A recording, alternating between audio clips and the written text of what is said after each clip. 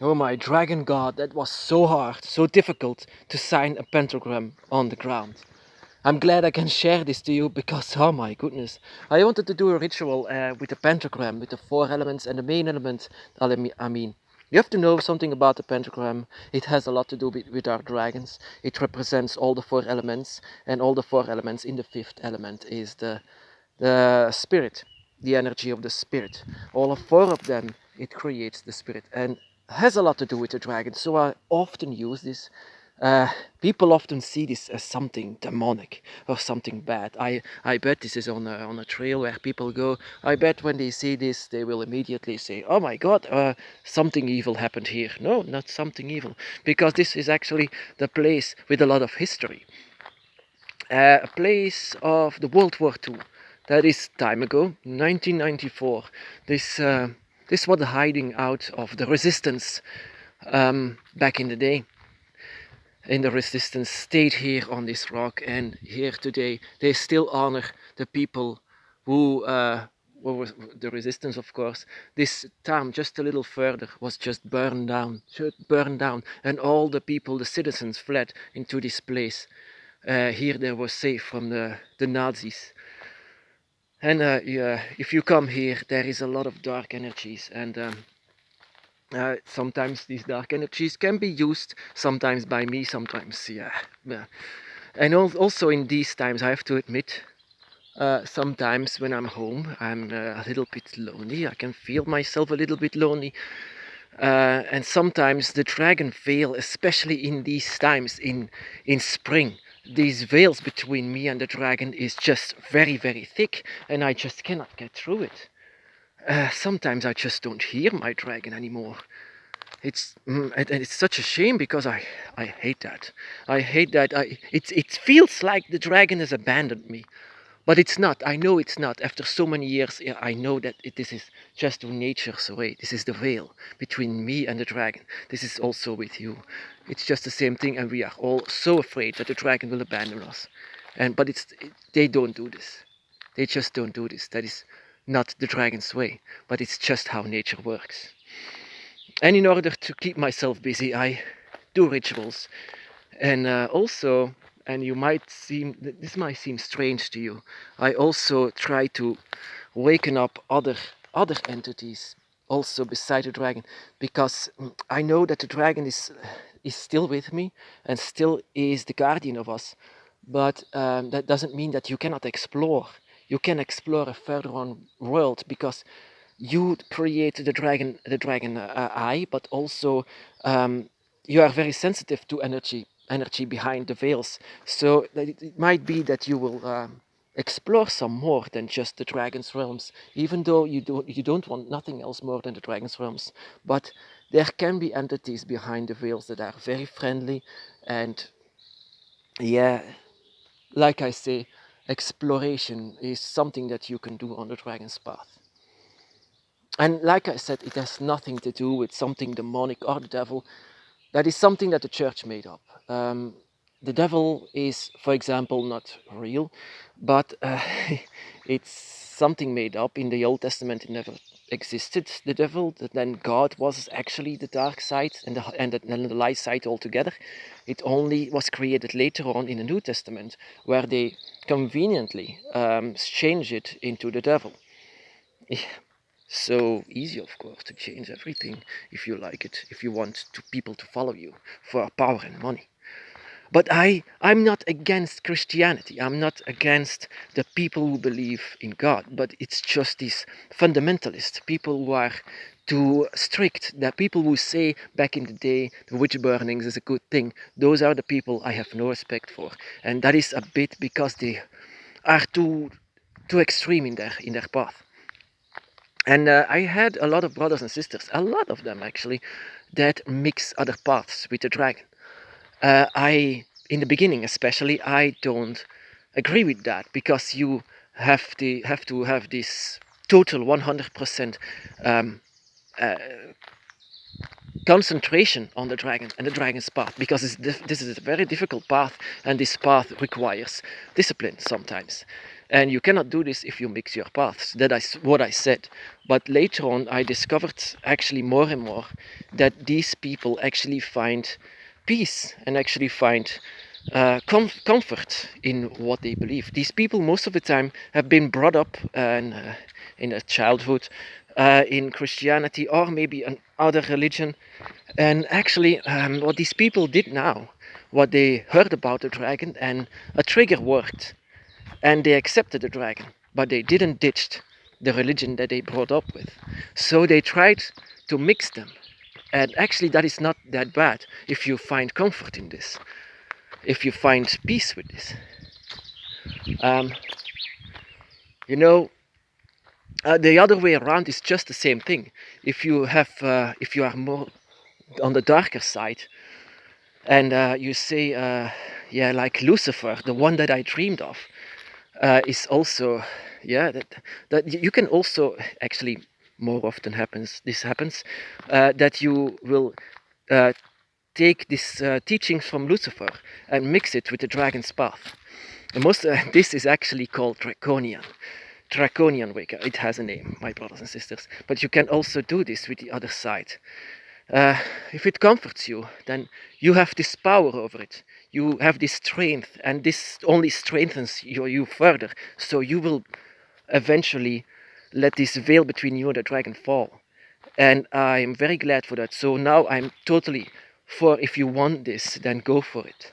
Then don't let Jesus behind. Let Jesus and the dragon, for example, work together. I know it sounds strange, but it can be true. On the dragon's path, you have to know something about this. When you accept, for example, Jesus, and you invite the dragon with the same circle, then you are no longer in the well-known religion that is called Christianity and things like that. Then you are no longer on that path, where you listen to pastors and priests and leaders. No, then you are on a spiritual path, because you ditch the teachings of the pastor that you have to, and you have to, and you have to. Because on the dragon's path, this is a spirituality, a very free spirituality even. And this spirituality, if you decide something, if you feel something, then go for it. That is what our spirituality is all about. And the dragon's path as well. And this is just the same thing. If you, for example, also in Islam, you can do the same thing. And in Buddhism, you can even say that Buddha is a reincarnated dragon and wanted to share his wisdom with everyone in the world. That is actually believed by many. You see, you can mix with everything actually. But the thing is, I am 100%, and nothing else, a draconic follower, and even dragon witch, because I try to use magic into all of this. You don't have to do magic and things. You just you can believe, and only believe, and there is where it ends. But I use magic, and that is more like witchcraft, witch thing. It's nothing bad, because I have some people who say, oh, you shouldn't do this because that seems demonic. Yeah, the dragon is actually dark and light altogether. It depends on how you see it. It depends on how you feel it and how you approach it. How is your dragon? Is your dragon 100% light? I doubt that. So yes, it's the spirituality, even left-hand spirituality, because left-hand, I always have to explain to you, left-hand spirituality is actually no leaders, no priests, just you and your own path, where you decide where you want to go. And this is actually it, even though, oh my goodness, even though if you still believe in Jesus and all these things, it's fine when you want to do this with the dragon.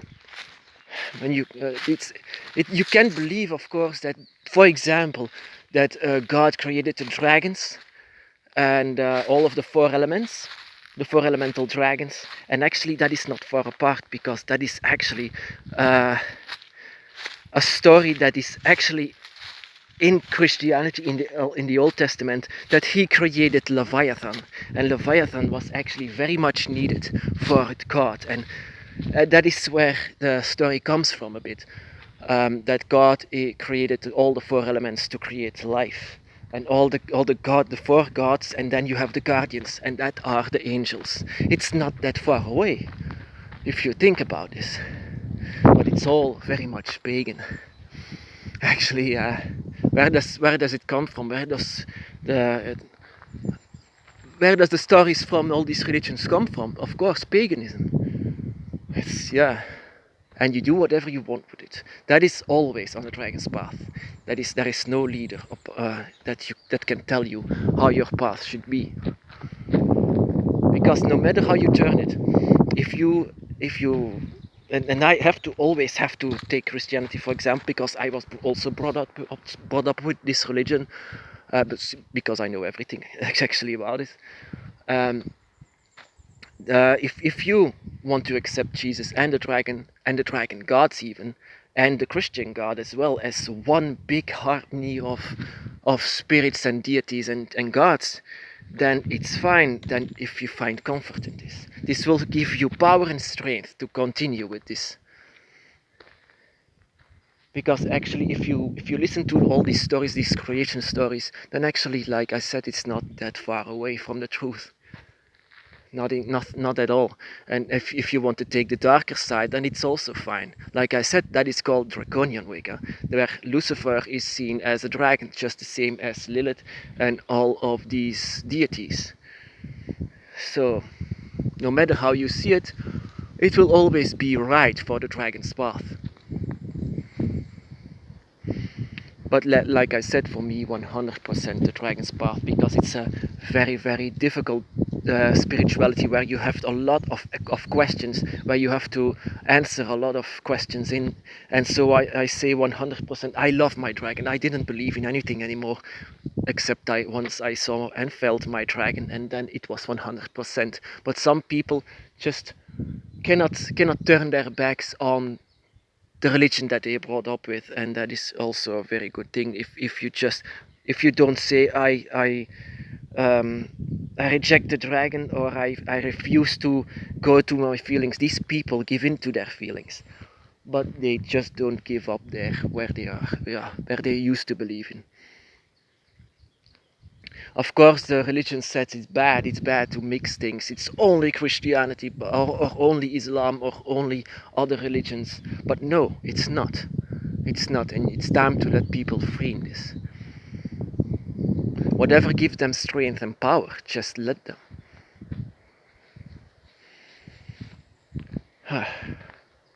So I wonder what kind of rituals that I can do to find some more friends on the other side.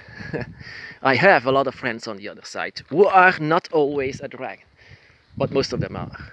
It's just in my way through the dragon realms, where I travel in the astral plane, and sometimes when I do rituals, that I sometimes come across sometimes a bit dark, but also sometimes very nice. I always say it's dark, but sometimes there are nice, very nice spirits, even though for some they can seem a bit scary. But if you have seen so many things like I do, then nothing actually scares you a bit. Yeah, of course, it can still scare me. A lot even, but some of them are not that pretty. Also, not that that you don't feel very well in their presence, but you know there is good intentions. And these are the entities that you can talk with as a draconic spirit and as a human being. These beings are just alone and have no bad intentions. So why not talk to them and sometimes even play with them? Even in these times of quarantine, where you always have to stay still and can't go to work and things like that. I can go to work, but that's it. I have a little holiday today, and so I'm easily actually bored, and so I do things like this. So to find again these entities that I was searching for, because they have very good intentions. They don't want to curse my soul or things like that. No, a dragon is very good in reading the soul. A draconic energy like you are or we are can also read a lot of these entities, these entities, the intentions. The dragon is very good master into this. They can detect and sense if if they want to do something malevolent or something that is friendly or that they want to be your friend. A dragon spirit will always immediately feel what the intentions are, even though they are mimicking things or they are pretending to be someone else. The dragon knows this. The dragon sees this and feels this. It's, yeah, of course, these are the direct children of nature. These you cannot fool the dragon, or don't fool the dragon for very long. So if you are bored or something like that, don't be afraid of other spirits. It's yeah, some of these spirits are a bit trapped or are a bit lonely. Then it's always fine to pay them a visit, because sometimes I just feel bad that they cannot be here on this side, that they are stuck in some kind of a dimension that is really not pleasant to be in. So yeah, I always feel bad for actually spirits sometimes. And I know it's like my work. You keep your job at your job and your home at your home. No, and that is just the same thing with the dragon and the realms. You travel, you see, you experience, and then you leave behind. But that is sometimes very, very difficult, and it will a bit determine your life. Not to ditch it, but just remember it. And sometimes when you feel, when you have a little time or something like that, then just, yeah, say that they can come. It's like saying to a friend, yes, you can come and play with me. You know, a dragon is a very powerful being and can manipulate nature like that. And you are surrounded by dragons, and you have this energy inside of you, so use it. You can use this. Have a little bit of trust in yourself. It will work, of course. If you trust yourself a bit more. I know there is a lot of doubt with you. Um, I know everything will be fine and it will work. If you want this, of course, everything is up to you. My brothers and sisters, be blessed.